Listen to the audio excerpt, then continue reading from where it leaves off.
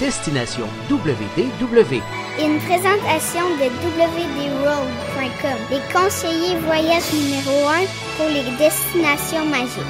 Et voici votre animateur, Jean-Philippe Paré.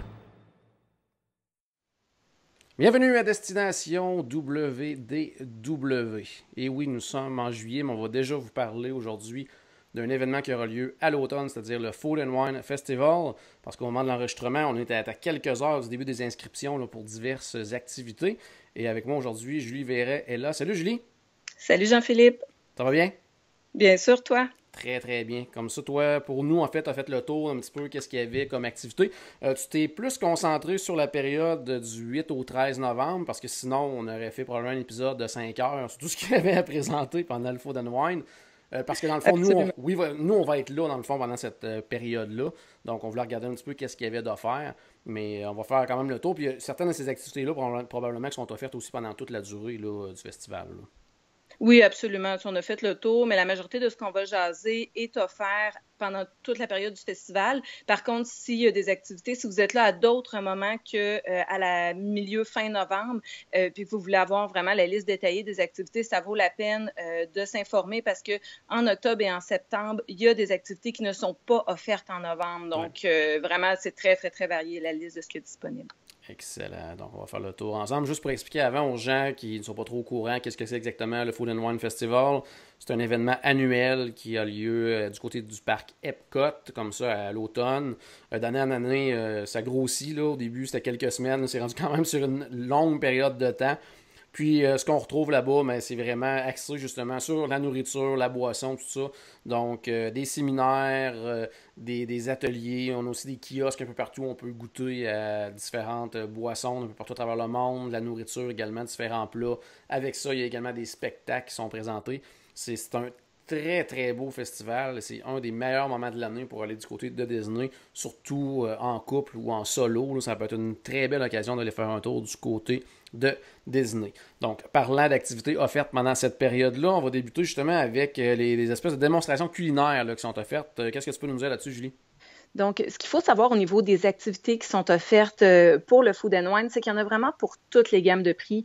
On peut, si on fait des recherches, là, avoir des activités vraiment extraordinaires pour quelques centaines de dollars, mais évidemment, on n'a pas nécessairement envie de se lancer dans des activités de cette envergure-là. Donc, ce qui est très intéressant, c'est qu'il y a des démonstrations qui sont offertes au cours du Food and Wine qui sont un peu plus abordables. Donc, les démos culinaires en font partie. On parle de 17 $ là, pour participer à ces activités-là. Pour les détenteurs de passes annuelles ou les membres d'EVC, c'est 15 $. Donc, il y a un petit rabais qui est offert. Ça, en quoi ça consiste, ces démos-là? C'est une activité qui se déroule habituellement pour, je dirais, de 30 à 50 personnes, vraiment dans le cœur du festival. Et ça va être, dans le cas des démonstrations culinaires, des chefs qui sont à l'avant et qui vont présenter des techniques liées à certains aliments. Là. Donc, si on regarde, entre autres, ce qui est offert pendant les périodes où nous, on va être, au niveau des spécialités qui sont offertes, il y a un plat de homard, il y a la confection de pâtisserie, il y a le crabe qui est offert, le canard et tout ça. Donc, les chefs font la démonstration et ce qui est surtout très intéressant, c'est qu'on peut goûter au plat qui est offert, qui a été montré là, pendant cette démonstration-là. Donc, ça permet des fois de peaufiner un peu les techniques, d'apprendre des nouvelles méthodes de cuisson et vraiment d'être dans l'ambiance du festival complètement. Habituellement, il va y avoir 1 à 2 démos par jour. Vendredi, samedi, dimanche, il y en a tout le temps 2. Là, donc, on parle de midi 15 ou 14h30. Et tous les autres jours de la semaine, il y en a une à chaque jour et c'est à 14h30. Donc, vous pouvez peut-être aller voir au niveau des horaires. Si je regarde, là, par exemple, au niveau du lundi, le 13 novembre, c'est le canard qui est offert à 14h30. On remonte un peu. Jeudi, le 9, c'est la confection de pâtisserie. Donc, vraiment, on peut y aller selon nos goûts. Parfait. Il y a également d'autres sortes de démonstrations, en fait, pour ceux qui apprécient un peu plus l'alcool. Oui, et habituellement, j'aurais dit l'alcool, mais cette année, je vais dire ceux qui apprécient les vins, parce que je vois vraiment une très grande différence dans la programmation du Food and Wine au niveau de la proportion qui est accordée aux vins. si je regarde, en fait, là, on s'était dit justement qu'on regarderait beaucoup pour la fin novembre, c'est que des activités sur les vins. Il y en a 3 par jour et c'est 3 activités de dégustation de vin.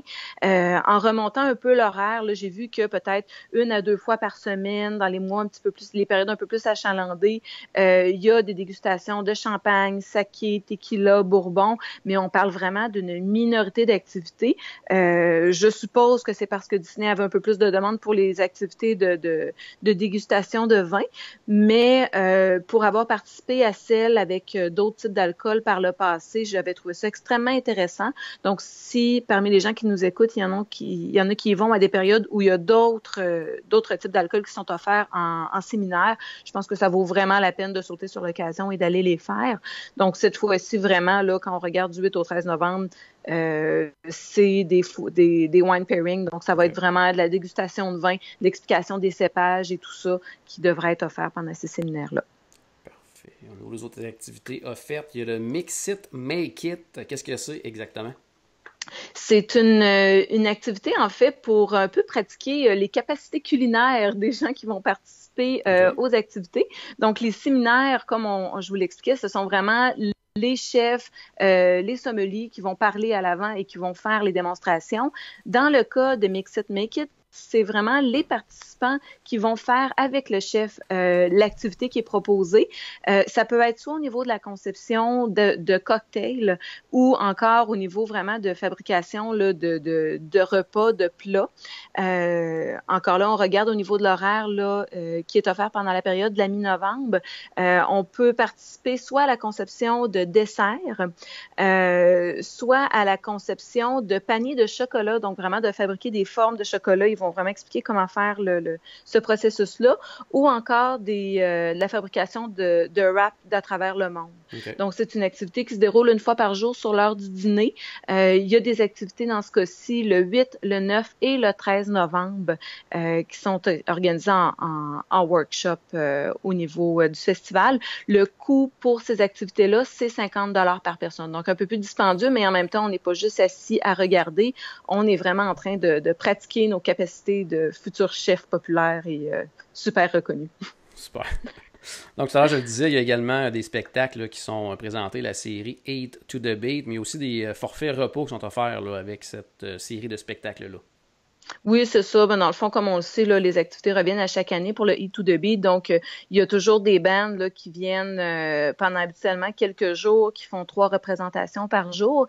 Et il y a moyen pour les gens qui veulent absolument avoir des places de choix puis vivre une expérience peut-être plus, je dirais, personnalisé, si on peut dire, du Food and Wine Festival. Il y a moyen de prendre des packages avec les restaurants de Epcot.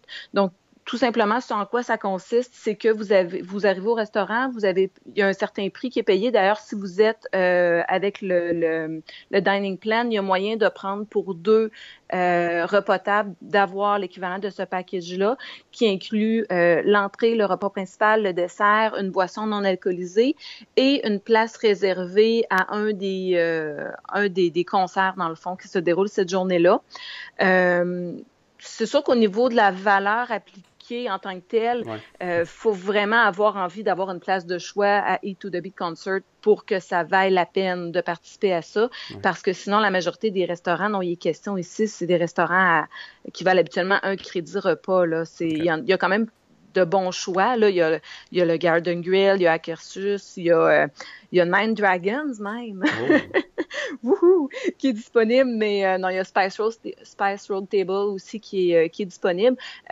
Pour ceux qui n'ont pas le dining plan, on parle habituellement de 50 à 75 $ par personne, 15 à 25 $ pour les enfants là, pour participer à ça.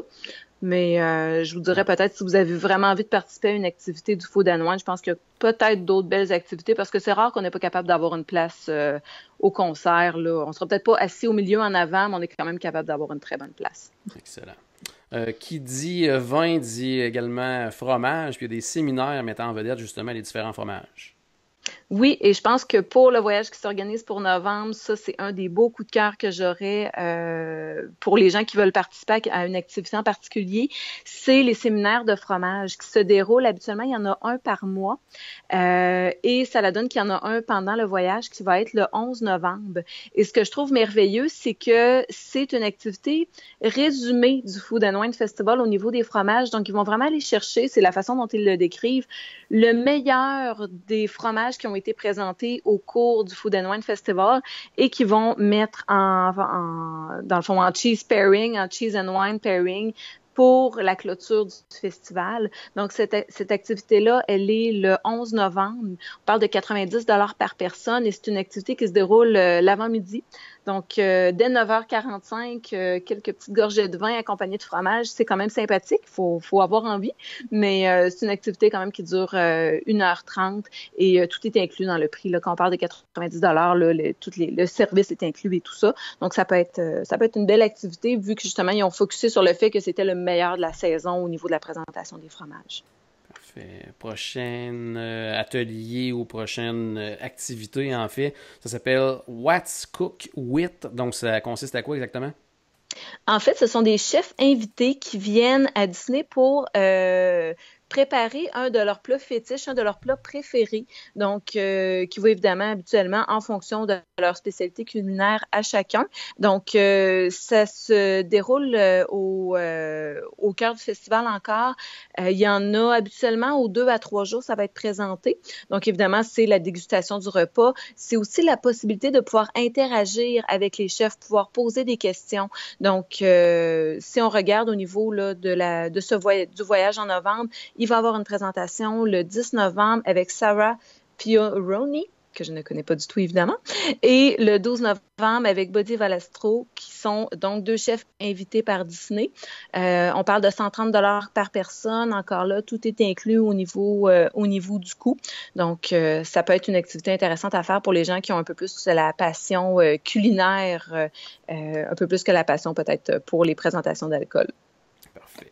On sait qu'il y a déjà quand même plusieurs restaurants signature, mais il y a quand même quelque chose d'offert qui s'appelle le Signature Dining pendant le Food and Wine Festival. Oui, exactement. Donc, c'est une activité spéciale qui va se dérouler la grande majorité du temps à travers les restaurants signatures de tout Walt Disney. Donc, évidemment, ils font une emphase quand même pour les restaurants signatures de Epcot, mais ils vont aussi sortir de là pour pouvoir présenter à travers tous les restaurants signatures. C'est vraiment une activité un peu plus haut de gamme, si on peut l'appeler comme ça. D'ailleurs, pour ceux qui n'ont aucune contrainte de budget, sachez qu'ils seront au Victoria and Albert de mémoire, je crois que c'est le 6 novembre, pour la très modique somme de 650 par personne. Quand même. Ça doit être une activité absolument extraordinaire. Oui, mais sinon, si on regarde au niveau là, quand même un peu plus raisonnable comme prix, le 10 novembre, ils seront au tout nouveau signature de Animal Kingdom, donc au Typhoon, ce que je trouve vraiment très intéressant. Donc, c'est un souper, ça se déroule à 5 heures le soir. On parle de 200 par personne.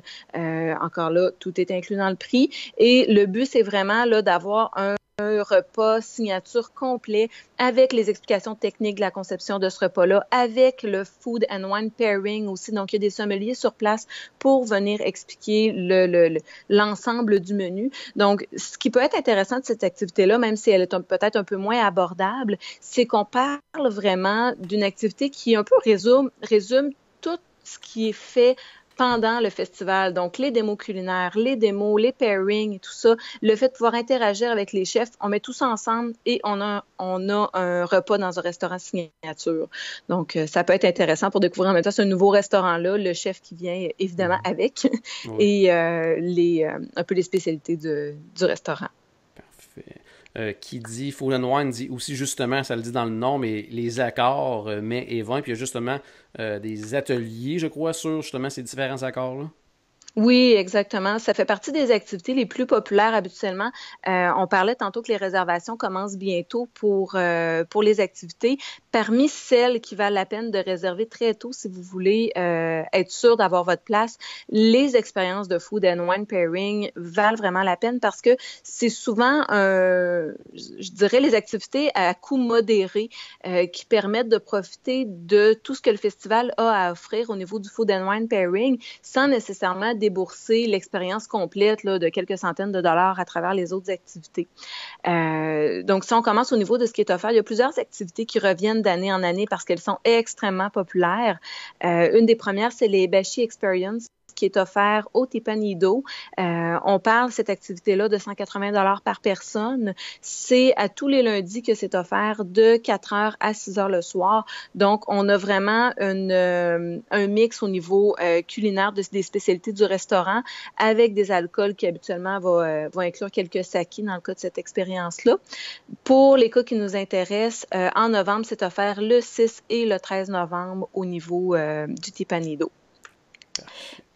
Parmi les autres expériences il y a le Japanese Craft Beer Tasting. Donc, on parle vraiment de bières, évidemment, d'origine japonaise qui sont offertes en food and wine pairing.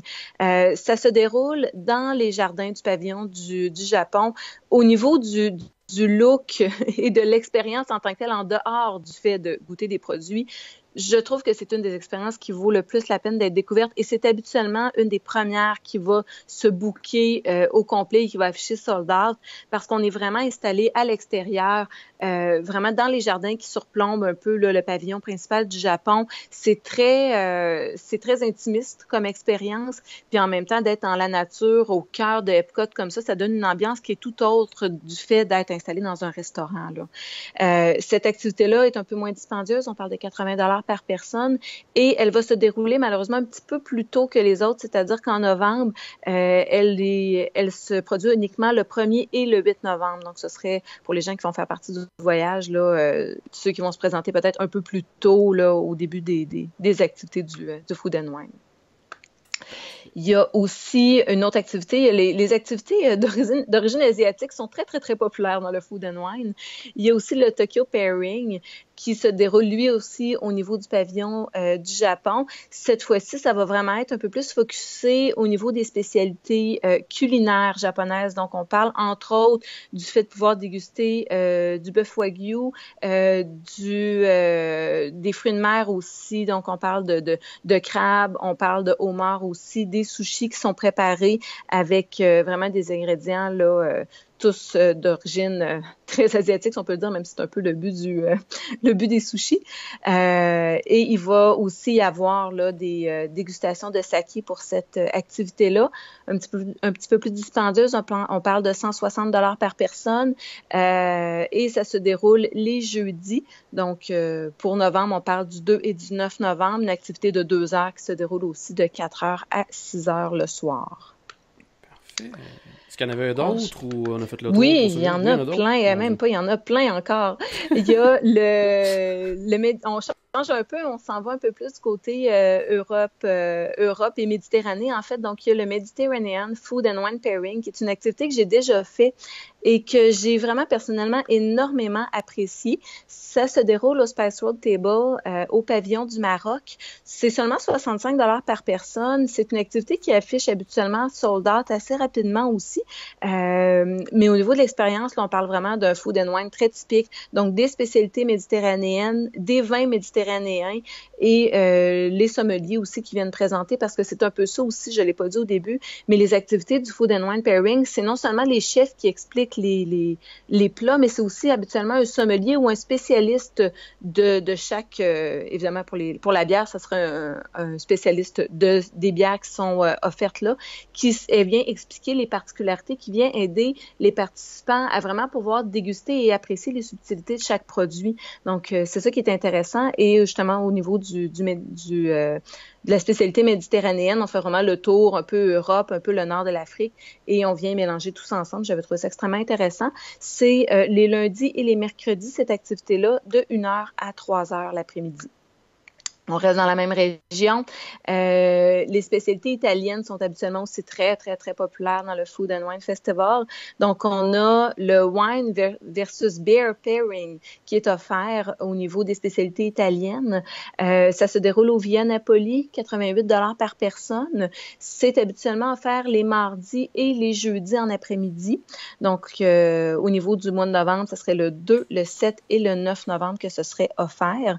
Et habituellement, ça va s'accompagner, là, pour accompagner de la bière. Je pense que de la pizza, c'est pas mal un des mets les plus de prédilection, si on peut dire ça comme ça. Donc, c'est vraiment pour ça que ça se déroule, entre autres, au Via Napoli. Donc, on parle d'excellente pizza avec de la bonne bière et du bon vin. Je pense que c'est très intéressant. On continue un peu dans cette optique-là. Il y a au niveau des spécialités italiennes le Food and Wine Pairing Lunch qui se déroule au niveau du pavillon de l'Italie. Ça se déroule les lundis et les mercredis sur l'heure du dîner, une activité un peu plus longue que les autres, donc ça dure 2h30. Habituellement, les activités de Food and Wine Pairing vont être approximativement 1h30 à 2h. Celle-là est un peu plus longue, on parle de 100 $ par personne et on vient vraiment là faire un repas de 5 services. Au lieu d'être uniquement des démonstrations, on parle vraiment d'un repas complet qui s'accompagne aussi là, de dégustation de bière et de vin. Donc, pour les gens qui veulent pas juste goûter à quelques plats, mais qui veulent vraiment faire un repas complet, ça peut être une option qui est intéressante. Au mois de novembre, c'est une activité qui se déroule le 1er, le 6 et le 8 novembre. Encore là, une activité qui revient. Il y a beaucoup de Food and Wine Pairing. C'est vraiment parmi les activités phares du Food and Wine Festival. Le Mexican Tequila Lunch qui revient. Encore là, une des activités phares qui revient d'année en année. Donc, évidemment, comme le nom le dit, on parle de dégustation de tequila avec des mets de spécialité mexicaine. C'est une activité qui coûte 85 $ par personne, qui a lieu habituellement les mercredis, jeudis et vendredis sur l'heure du dîner. Donc, au mois de novembre, là, si on regarde pour les dates, là, on parle vraiment de 1, 2, 3, 8, 9, 10 novembre. Donc, il y a plusieurs options pour pouvoir participer à cette activité-là. Et c'est vraiment là parmi les activités qui reçoivent habituellement les meilleurs commentaires au niveau de l'appréciation des gens qui ont fait cette activité-là. Donc, c'est ce qui est offert cette année au niveau des Food and Wine Pairing, au niveau du Food and Wine Festival.